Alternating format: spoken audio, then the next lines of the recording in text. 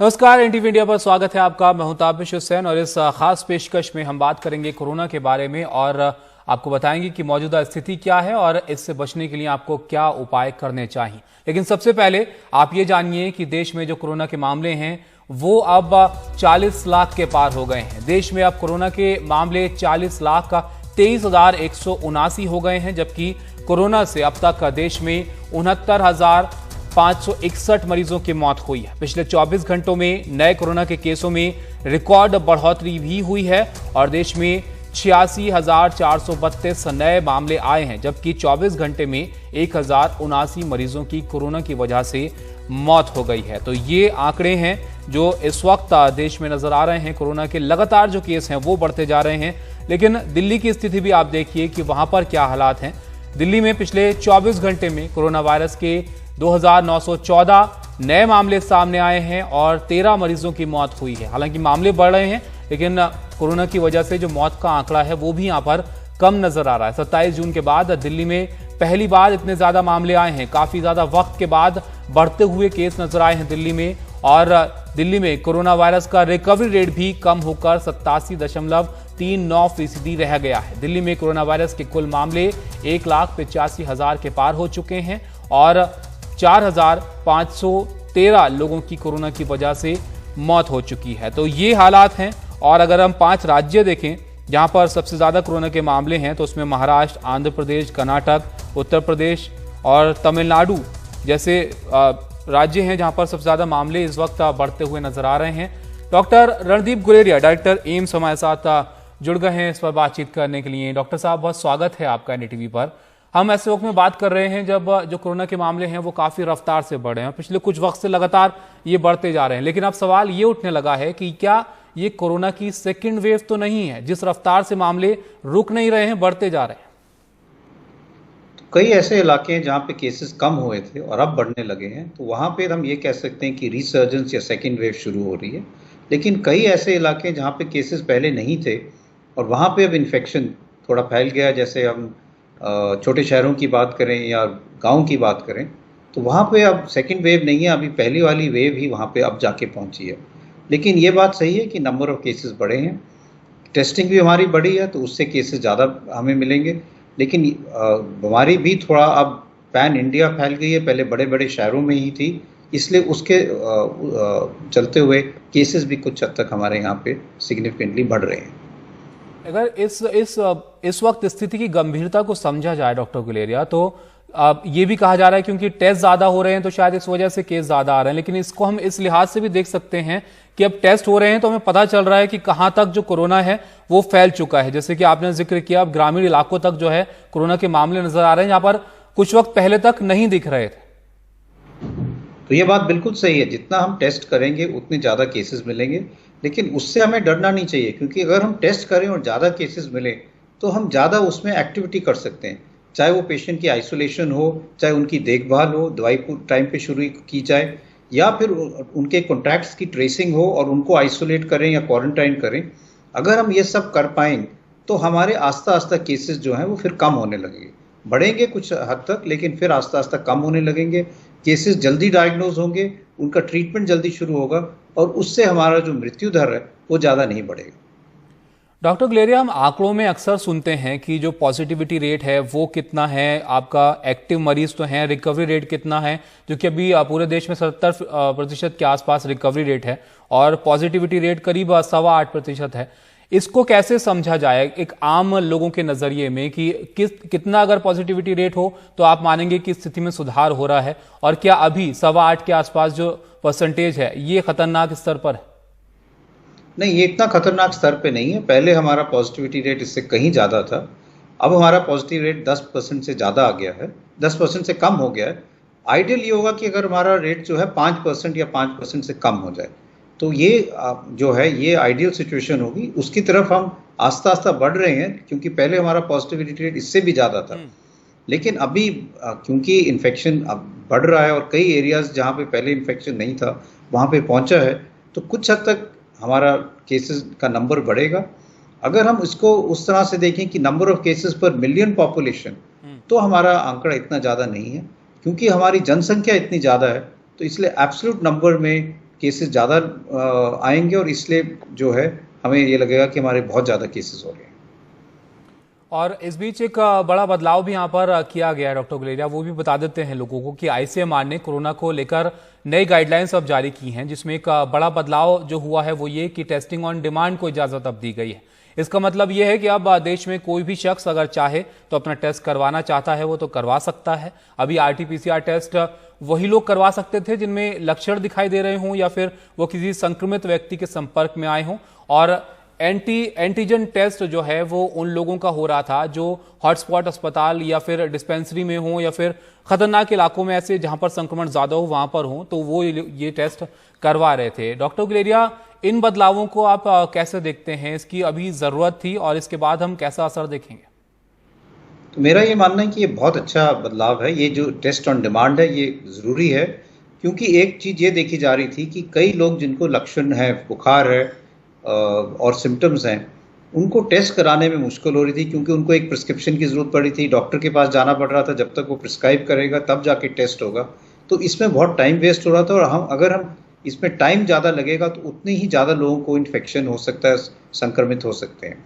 तो इसलिए ये जो एक नया कदम है ये आईसीएमआर ने जो उठाया है, इससे बहुत लोगों को राहत मिलेगी। और दूसरा ये कि हमारी टेस्टिंग कैपेसिटी अब इतनी ज़्यादा हो गई है कि हम टेस्ट ऑन डिमांड कर सकते हैं। तो इसलिए दोनों चीज़ें जो हैं वो तालमेल में हैं कि टेस्ट की कैपेसिटी इतनी है, इसलिए अगर कोई अपना टेस्ट कराना चाहे, जिसको लगे कि मैं कोविड पॉजिटिव के क्लोज कॉन्टैक्ट में आया हूँ, मेरे आसपास में कोई कोविड पॉजिटिव था और मेरे को टेस्ट कराना चाहिए, या मुझे कुछ ऐसे लक्षण हैं जो कोविड के हैं, तो वो जाके अपना टेस्ट करा लें, जिससे जल्दी डायग्नोज हो जाएगा। उसके भी जो घर वाले हैं, उसके आस पड़ोस में जो लोग हैं, वो प्रोटेक्टेड रहेंगे और उसकी ट्रीटमेंट भी जल्दी शुरू हो जाएगी। ये जरूरी भी है डॉक्टर गुलेरिया एक तरीके से, क्योंकि आपको अगर शक भी है कि आप शायद संक्रमण आपके अंदर आ सकता है या आप ऐसी जगह पर गए हो, तो आपको करा लेना चाहिए टेस्ट। लेकिन मैं अभी भी स्थिति जानने की कोशिश हम कर रहे हैं कि जो हालात फिलहाल हैं, मामले तेजी से सामने आ रहे हैं, तो उसमें एक सवाल ये भी उठ रहा है कि जो अस्पताल है वहां पर अब ज्यादा केस आने लगे हैं, तो क्या वहां पर किसी तरीके की कमी आपको लगती है? बेड्स हमारे पास जो मरीज हैं उनके मुताबिक हैं। और एक और सवाल इससे जुड़ा हुआ ये कि जो मरीज इस वक्त अस्पताल में आ रहे हैं उनकी जो स्थिति है वो कैसी है? क्या गंभीर स्थिति में ज्यादा लोग आ रहे हैं, या जो मरीज हैं वो ज्यादा गंभीर अवस्था में नहीं है, सिर्फ कोरोना के ही सिम्टम्स वाले मरीज अब तक आपको अस्पताल में दिख रहे हैं? तो हॉस्पिटल के एडमिशन दिल्ली में की मैं बात करूं तो आस्ता आस्ता बढ़ रही है, क्योंकि केसेस जैसे बढ़ेंगे तो हॉस्पिटल एडमिशन भी बढ़ेंगी। और हॉस्पिटल में जो केसेस आ रहे हैं, शुरू में जब हम बात करें तो हम माइल्ड पेशेंट्स को भी एडमिट कर रहे थे, जिनको बहुत कम सिम्टम्स थे, और तब होम आइसोलेशन इतना पॉपुलर नहीं था। अब क्योंकि होम आइसोलेशन जो है वो कई लोग कर रहे हैं, तो हमारे जो पेशेंट्स अब आ रहे हैं वो दो टाइप के हैं। एक तो जिनको काफ़ी सीरियस कोविड इन्फेक्शन है, मॉडरेट इलनेस है, सांस ज़्यादा चढ़ रहा है, ऑक्सीजन कम हो रही है, या फिर वो पेशेंट जिनको कोमॉर्बिडिटीज़ हैं, डायबिटीज़ है, हार्ट की प्रॉब्लम है, या फेफड़े कमज़ोर हैं और उसके कारण उनको प्रॉब्लम हो रही है। कोविड हुआ, शुगर्स भी बहुत ज़्यादा बढ़ गई, इंसुलिन की ज़रूरत है तो एडमिट करना पड़ रहा है, या और कोई प्रॉब्लम होगी, किडनी में इन्फेक्शन आ गया, डायलिसिस की ज़रूरत है तो एडमिट करना पड़ रहा है। तो इस टाइप के जो पेशेंट्स हैं वो अब ज़्यादा आ रहे हैं। तो हम ये कह सकते हैं कि कोमॉर्बिडिटीज़ वाले और मॉडरेट टू सीवियर इलनेस वाले पेशेंट ज़्यादा आ रहे हैं। पहले जो हम देख रहे थे माइल्ड वाले पेशेंट्स या एसिम्प्टोमेटिक वाले पेशेंट्स हम एडमिट कर रहे थे और वो आ रहे थे, अब वो ज़्यादा जो हैं वो घर पे रह रहे हैं या होम आइसोलेशन हो रहा है। जो होम आइसोलेशन नहीं कर पा रहे वो फिर कोविड केयर फैसिलिटी में जा रहे हैं।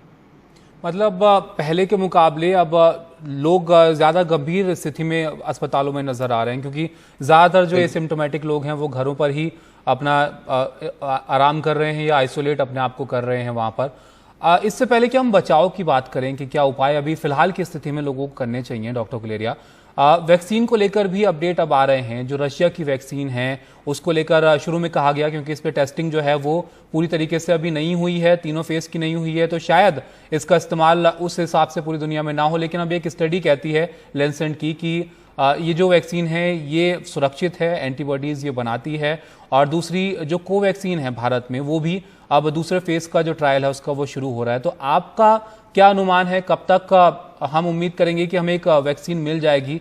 और इसको अप्लाई करने में जब हमारे पास वैक्सीन होगी, क्योंकि अब बड़ी आबादी है हमारी, तो उसके बाद कितना वक्त आपको लगता है कि हम इस स्थिति में होंगे जब हम इस जो बीमारी है उसमें वैक्सीन को इस हिसाब से इस्तेमाल कर पाएंगे कि हम काबू पा सकें? तो वैक्सीन जो है, जो रशिया की वैक्सीन आई है, जिसका डेटा अभी लैंसेट में पब्लिश हुआ है, उसमें उन्होंने दो चीज़ें दिखाई हैं। एक तो वैक्सीन जो उन्होंने दी थी रिलेटिवली सेफ थी, सिर्फ माइनर साइड इफ़ेक्ट्स हुए, जैसे जहाँ इंजेक्शन लगाया वहाँ थोड़ा रिएक्शन हुआ या बुखार, बॉडी एक्स कुछ दिन के लिए हुए, और उसके इम्यूनिटी भी वो वैक्सीन देती है जो उन्होंने टेस्ट किया कि इससे वैक्सीन की जो एंटीबॉडीज़ हैं वो वैक्सीन देने के बाद बनती हैं। सिर्फ उसमें ये इशू था कि नंबर ऑफ जो है वॉलंटियर्स लिए थे वो कम थे, 70 to 80 के करीब में ही लोगों में इन्होंने हेल्दी वॉलंटियर्स में ट्राई किया, जो सैंपल साइज कुछ हद तक थोड़ा छोटा है। तो अभी इस वैक्सीन में और डिटेल में फेज में स्टडी करने की ज़रूरत है, लेकिन इनिशियल जो डेटा उन्होंने पब्लिश किया वो वेरी प्रॉमिसिंग है। ये भी एक नया वैक्सीन कैंडिडेट हो सकता है जो रशिया से अब डेटा आया है। जो हमारे इंडियन वैक्सीन है उसका फेज़ 2 ट्रायल अब चल रहे हैं, और हम कोशिश यही है कि साथ साथ में हम फेज़ 3 भी शुरू कर दें। अगर सेफ्टी डेटा उसका अच्छा रहा तो हम और लोगों में ये देखें कि ये वैक्सीन काम करती है या नहीं। अगर हमें वैक्सीन चाहिए तो उसमें दो चीज़ें बहुत ज़रूरी हैं। एक तो कि वो सेफ हो, वैक्सीन से कोई साइड इफ़ेक्ट नहीं होना चाहिए, और एक साइड इफ़ेक्ट हम ये कहते हैं कि जो वैक्सीन से अपने साइड इफ़ेक्ट ना हो, इंजेक्शन के कारण या कोई एलर्जिक रिएक्शन ना हो या और कोई प्रॉब्लम ना हो। जैसे कई वैक्सीन कुछ न्यूरोलॉजिकल प्रॉब्लम भी कर देती थी पहले, जो उनमें एडजुवेंट दिया जाता था।